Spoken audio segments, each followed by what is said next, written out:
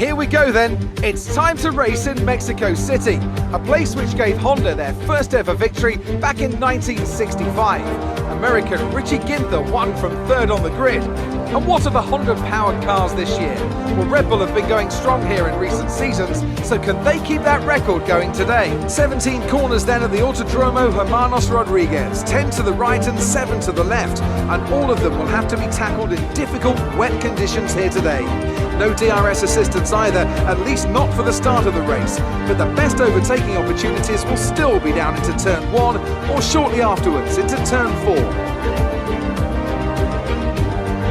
Anthony Davidson is alongside me as usual for the race today. Now let's kick off our conversation with Alexander Albon. Looks like they've got a tough race in store today as grid penalties from changing power unit components has forced them further down the field. But on the bright side, at least those fresh components can help them maintain the power they need to come through the pack. I expect to see them take a more aggressive approach today to make up for the compromised start. With the race minutes away from starting, here's what today's grid rundown looks like. The captain lines up on pole position and Max Verstappen lines up alongside. As we continue through the rest of the grid today, we have Bottas, Hamilton, Sergio Perez and Stroll, De Vries, Sainz, Vettel and Daniel Kvyat. Ocon, Norris, they've taken a grid penalty, Charles Leclerc and Giovinazzi, Magnussen, Ricciardo, Jack Aitken and Nobuharu Matsushita.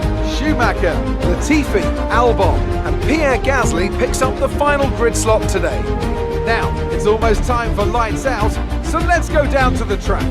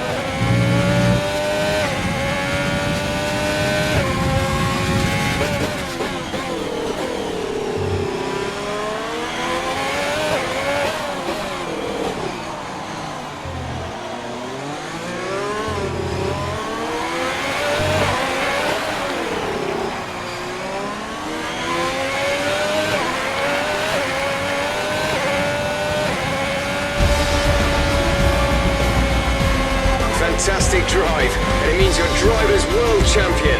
What a result. Enjoy it.